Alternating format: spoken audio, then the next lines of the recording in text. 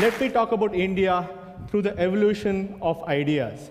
Now, I believe this is an interesting way of looking at it because in every society, especially an open democratic society, it's only when ideas take root that things change. It's only ideas lead to ideology, lead to policies that lead to actions.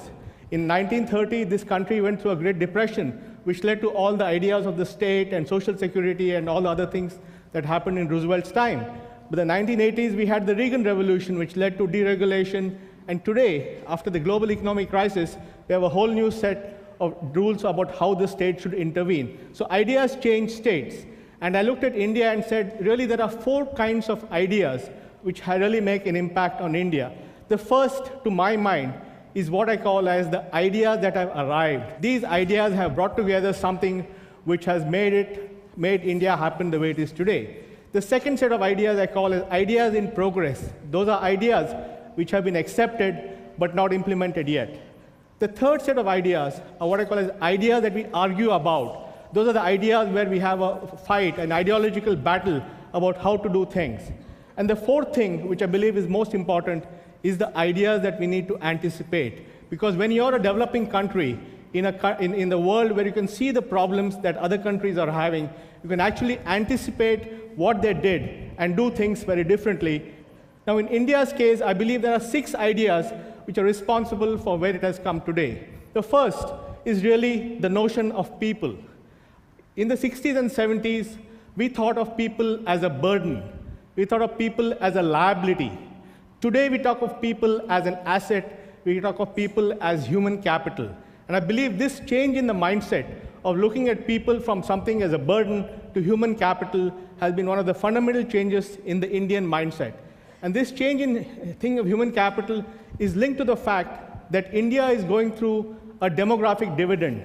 As healthcare improves, as infant mortality goes down, fertility rates start dropping, and India is experiencing that. And India is going to have a lot of young people with a demographic dividend for the next 30 years.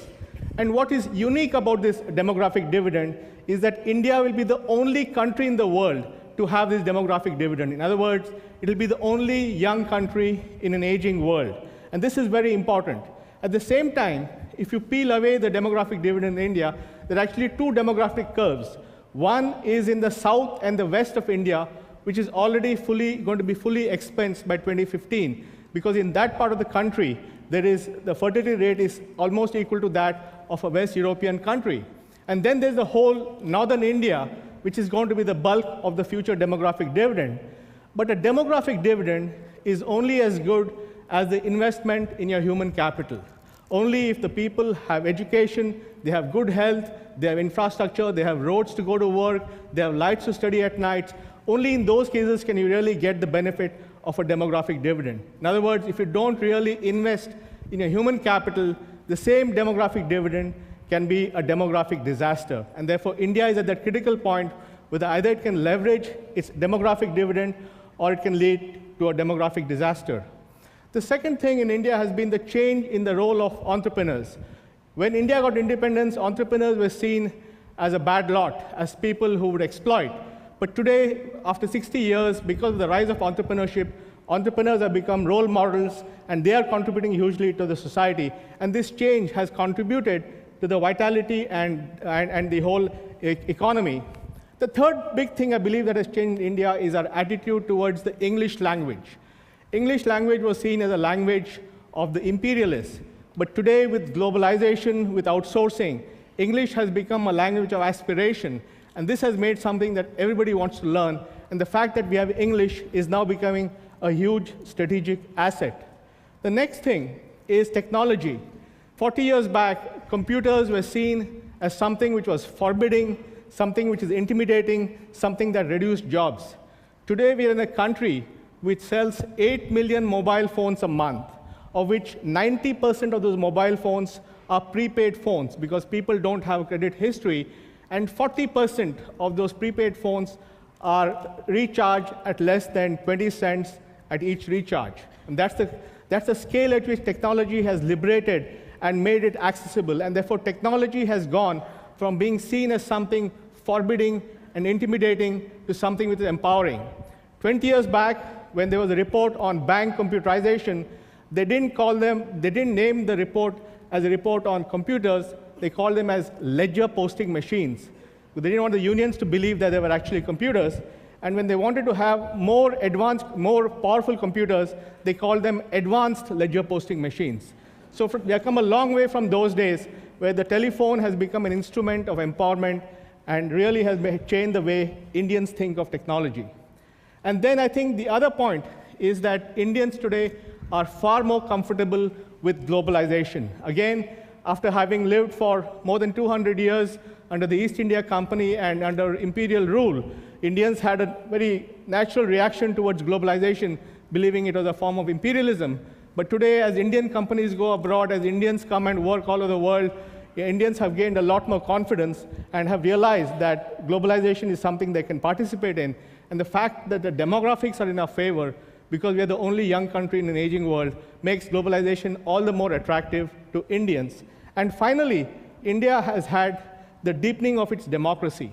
When democracy came to India 60 years back, it was an elite concept. It was a bunch of people who wanted to bring in democracy because they wanted to bring in the idea of universal voting and parliament and constitution and so forth.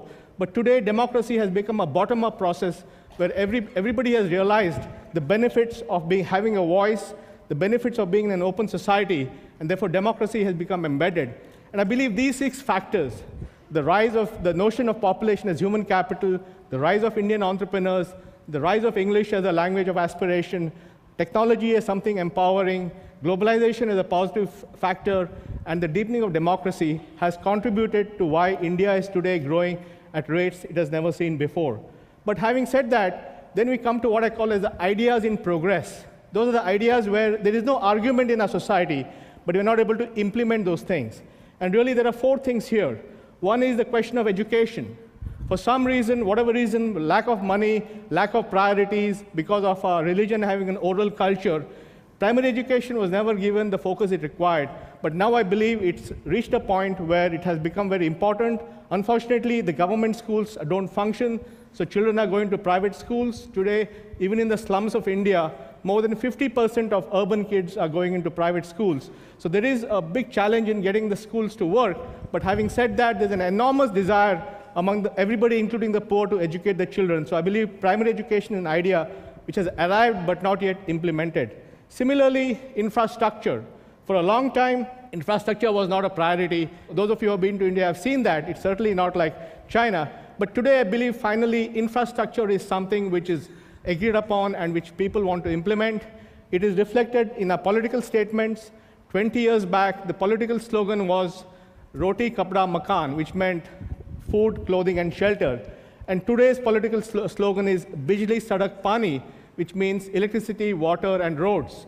And that is a change in the mindset where infrastructure is now accepted. So I do believe this is an idea which has arrived, but simply not implemented. The third thing is, again, cities. Because Gandhi believed in villages, and because the British ruled from the cities, and therefore Nehru thought of New Delhi as an un-Indian city, for a long time we have neglected our cities. And that is reflected in the kinds of situations that you see. But today, finally, after economic reforms and economic growth, I think the notion that cities are engines of economic growth, cities are engines of creativity, cities are engines of innovation, have finally been accepted. And I think now you're seeing the move towards improving our cities. Again, an idea which has arrived, but not yet implemented. And the final thing is the notion of India as a single market. Because when you didn't think of India as a market, you didn't really bother about a single market because it didn't really matter. And therefore, you had a situation where every state had its own market for products, every province had its own market for agriculture, and increasingly now the policies of taxation and infrastructure and all that are moving towards creating India as a single market. So there's a form of internal globalization which is happening, which is as important as external globalization. And these 4 factors, I believe, the ones of primary education, infrastructure, urbanization, and single market, in my view, are ideas in India which have been accepted but not implemented. And then we have what I believe are the ideas in conflict, the ideas that we argue about. And these are the arguments we have which cause gridlock. And what are those ideas? One is, I think, our ideological issues. Because of the historical Indian background in the caste system And because of the fact that there have been many people who have been left out in the cold, a lot of the politics is about how to make sure that we redress that, and it leads to reservations and other techniques. It's also related to the way that we subsidize our people and all the left and right arguments that we have. And a lot of the Indian problems are related to the ideology of caste and other things. And this policy is causing gridlock. This is one of the factors which needs to be resolved. The second one is the labor policies that we have, which make it so difficult for entrepreneurs to create standardized jobs in companies that 93% of Indian labor is in the unorganized sector. And they have no benefits. They have no, they don't have social security, they don't have pension, they don't have healthcare, none of those things. And this needs to be fixed, because unless you can bring these people into the formal workforce, you will end up creating a whole lot of people who are completely disenfranchised. And therefore, we need to create a new set of labor laws which are not as onerous as they are today, at the same time give opportunity for a lot more people to be in the formal sector and create the jobs for the millions of people that we need to create jobs for. And the third thing is our higher education. Indian higher education is completely regulated. It's very difficult to start a private university. It's very difficult for a foreign university to come to India. And as a result of that, our higher education is simply not keeping pace with India's demands. And that is leading to a lot of problems which we need to address. But most important, I believe, are the ideas we need to anticipate. And here, India can look at what's happened in the West and elsewhere and look at what needs to be done. The first thing is, we're very fortunate that technology is at a point where it is much more advanced than when other countries had their development. So we can use technology for governance, we can use technology for direct benefits, we can use technology for transparency, and many other things. The second thing is the health issue. India has the equally horrific problems of the higher state of cardiac issues, the higher state of diabetes, the higher state of obesity. So there's no point in replacing a set of poor country diseases with a set of rich country diseases, and therefore we have to rethink the whole way we look at health, and we really need to put in place a strategy so that we don't go to the other extreme of health. Similarly, today in the West, you're seeing the problem of entitlement, the cost of social security, the cost of Medicare, the cost of Medicaid, and therefore when you're a young country, again you have a chance to put in place a modern pension system so that you don't create entitlement problems as you grow old. And then again, India does not have the luxury of making its environment dirty, because it has to marry environment and development. Just to give an idea, if the world has to stabilize at something like 20 gigatons per year on a population of 9 billion, our average carbon emission will have to be about 2 tons per year. India is already at 2 tons per year, but if India grows at something like 8%, income per year per person will go to 16 times at 2050. So we're saying income growing at 16 times and no growth in carbon, and therefore we have to fundamentally rethink the way we look at the environment, the way we look at energy, the way we create whole new paradigms of development. Now, why does this matter to you? Why does what's happening 10,000 miles away matter to all of you? Number one, this matters because this represents more than 1 billion people. 1 billion people, 1/6 of the world population. It matters because this is a democracy, and it's important to prove that growth and democracy are not incompatible, that you can have a democracy, that you can have an open society, and you can have growth. It's important because if you solve these problems, you can solve the problems of poverty in the world.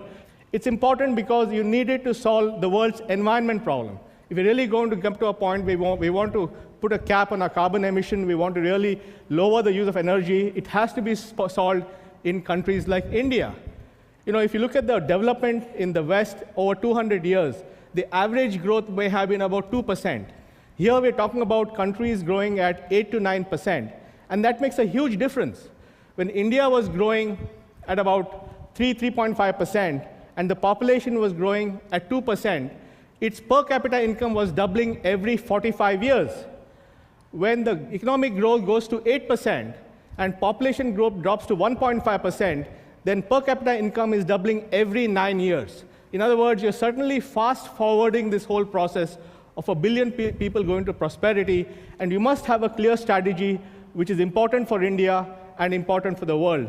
And that's why I think all of you should be equally concerned with it as I am. Thank you very much.